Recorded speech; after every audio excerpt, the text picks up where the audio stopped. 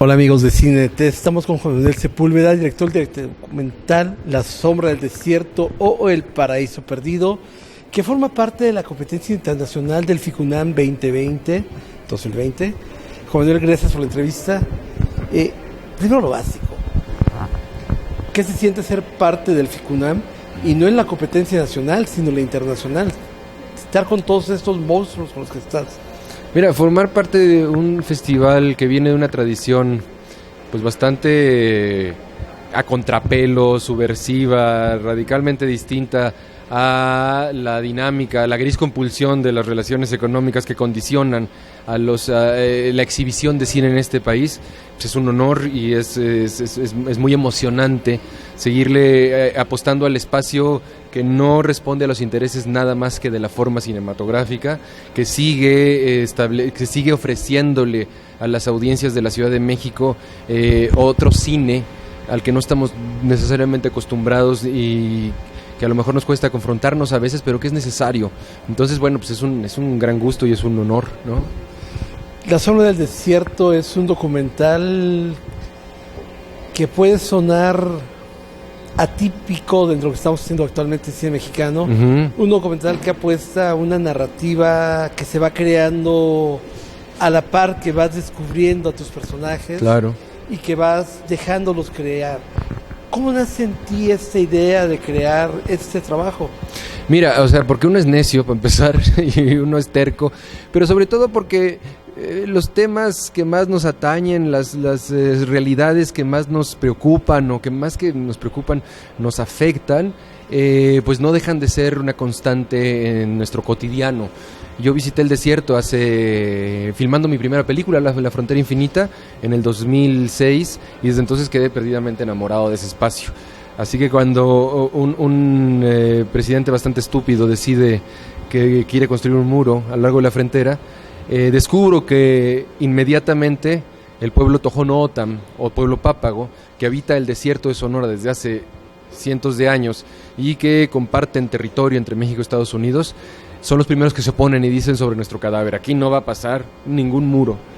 Entonces yo ahí veo la génesis de una película y de allí me voy al desierto para empezar a indagar una posible película que se fue desbordando porque no se centró específicamente en la cuestión del muro, sino que poco a poco, conforme más intimaba con las comunidades que han transitado ese desierto durante siglos, me decían, bueno, pero pues ¿cuál muro? Si el muro está allí. O sea, ya sabemos que hay una frontera, ya sabemos que nos niegan el paso, que no nos quieren del otro lado, y sin embargo seguimos cruzando. Y seguiremos cruzando, porque somos un pueblo nómada cuya naturaleza implica estar moviéndose de uno y otro lado de la frontera. Entonces me interesa más el nomadismo que cualquier pretensión estúpida de construir barreras. ¿En qué momento te das cuenta que siguiendo a estos cuatro hombres, tienes el núcleo de lo que va a ser la fuerza de tu trabajo? Bueno, mira, fíjate, yo todavía sigo sin saber exactamente de qué va la película. O sea, es decir, yo empiezo a acercarme al desierto y empiezo a configurar una película que es muy distinta a la que luego filmo, ¿no? ¿Por qué? Porque la realidad es más generosa de lo que creemos y sobre todo es más sabia. Entonces, pues sí, desarrolla una película que termina siendo filmada de otra manera, pero que además en la edición se descubre como otra película. ¿Por qué? Porque yo asumo que el cine es un proceso que nos permite descubrir el mundo, nos permite descubrirnos a nosotros mismos, y en ese sentido yo reivindico la idea de que, pues más allá de ir a filmar una idea determinada, hay que ir a filmar para descubrir muchas más ideas. Hay un momento en tu trabajo que se vuelve muy crudo, muy doloroso, y quizás hasta más doloroso si hubieras capturado el hecho en sí. Cuando están preparándose para los posibles asaltos, las posibles violencias del camino, uh-huh, que juegan como niños, pero a la vez saben lo que esto implica. Claro. ¿Cómo fue para ellos, no sé, el proponérselos o el nacer esta escena? Mira, yo cada vez más creo que la labor como cineastas implica un dejar hacer más que un hacer como tal, ¿no? Tenemos que darnos cuenta que finalmente nuestras ideas, por más geniales que puedan parecer, son basura comparadas con la fuerza de la natura, la fuerza de la realidad que nos está manifestando su horror y su belleza en todas y cada uno de sus elementos. Entonces, pues yo lo que hacía era acercarme a los albergues y de alguna manera empezar un diálogo para descubrir de qué manera las personas que querían involucrarse en la película podían accionar o podían de alguna manera representar el papel. Entonces, en este caso, pues había un chico que acababa de llegar al albergue, que estaba profundamente conmocionado por una historia que le acababa de pasar. Se escapó de unos secuestradores que habían matado a los 2 compañeros con los que viajaba. Y bueno, pues todo el albergue estaba muy conmocionado, porque además este chico es sordomudo, y la manera que tenía de relatar la historia, pues impactaba a cualquier persona. Entonces, cuando llegamos, de hecho la mayoría de los habitantes del albergue nos decían, no, pues tienen que escuchar al mudo, escuchar, me refiero tal y como ellos se referían a él, tienen que escuchar a Giovanni. Y ya, indagando en su historia, Giovanni dijo, pues nos dijo en términos gestuales que había que representarla, y él organizó toda una puesta en escena para representar lo que vivió en carne propia. Y también tenemos en contraparte los niños. Ajá. La cantidad de niños migrantes que hay en la zona, la cantidad de niños que viven ahí y que ya se espantan de encontrar restos, ya sean de animales, o queremos pensar que son de animales. Uh-huh. ¿Cómo fue la interacción con ellos? Mira, con ellos yo empecé a acercarme a las comunidades Tohono O'odham, y en donde más me concentré fue en un pueblo que está a 42 kilómetros de la frontera, que se llama Quitobac, sitio emblemático para la población Tohono O'odham. Tiene un ojo de agua muy grande, es un sitio sumamente cargado.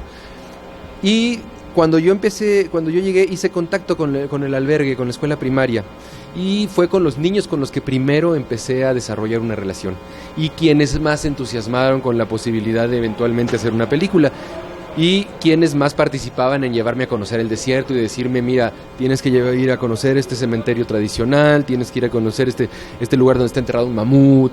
Entonces, con esa fascinación que los niños se manejaban en su cotidiano, con esa fascinación yo empecé a descubrir ese desierto. Y entonces, por eso es que intimamos y desarrollamos una relación sumamente cercana.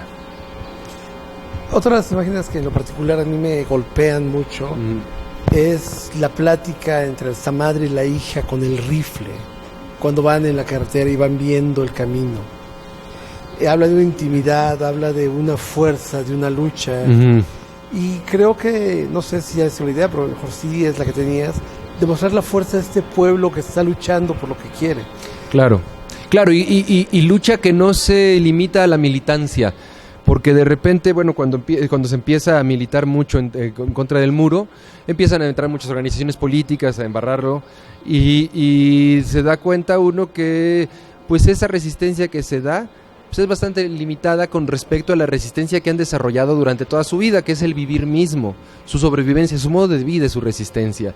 Es decir, son personas que no les hace falta poner una pancarta o no les hace falta participar en un partido o en una organización para eventualmente subvertir infamias como un muro. Su propia movilidad, su propio empecinamiento en seguir atravesando esa frontera, ilegalmente o no, que es parte de su cotidiano, porque sus familias viven también del otro lado, es su forma de resistencia, su forma de vida. El subtítulo de la película es un segundo título de El Paraíso Perdido. Uh-huh. Creo que encaja muy bien con todo lo que estamos presenciando en pantalla y todas las demás metáforas o figuras mentales que uno se puede hacer. ¿Cómo decides retomar de entrada estos dos fragmentos del poema de Milton, y tenerlo como parte de la película? Mira, yo creo mucho en las apariciones, ¿verdad? Y yo estoy casi estoy totalmente seguro que durante la edición Milton nos veía sufriendo, el editor y a mí, y decía, bueno, les voy a echar una mano a estos muchachos porque juntar estos dos universos, por un lado que digo tienen en común el desierto y tienen en común el flujo nomádico, pero finalmente unos son los Tohono O'odham y otro es un nuevo flujo de migración centroamericana y mexicana. Entonces Milton seguro dijo, ¿por qué no les presento mi obra que se llama El Paraíso Perdido, que trata sobre una exploración del desierto a través de estas huestes que tratan de, expulsadas del paraíso, que tratan de recuperarlo?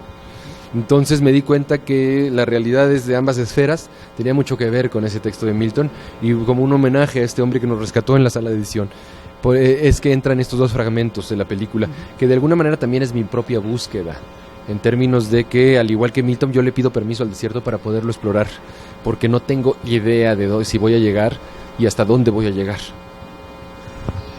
¿Quedas contento con el trabajo que ves en pantalla? Pues mira, ni modo que te diga que no. No, claro que sí, o sea, más que contento, la película toma la forma que quiere normalmente, o sea, uno puede estar empujando porque esto, y que me gusta más esta toma y me gusta más esta secuencia, pero al final la película te va diciendo, mira, esto llega hasta aquí.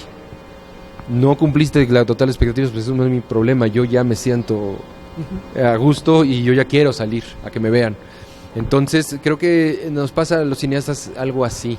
Poco a poco vas descubriendo que pues tú no marcas el fin de tu proceso, sino el proceso se interrumpe cuando se le da la gana, y luego ya años después puede volverse a reactivar, pero en este caso bueno, pues se interrumpe en un momento en el que yo creo que la película logra poner estas dos esferas en un mismo plano película y funciona.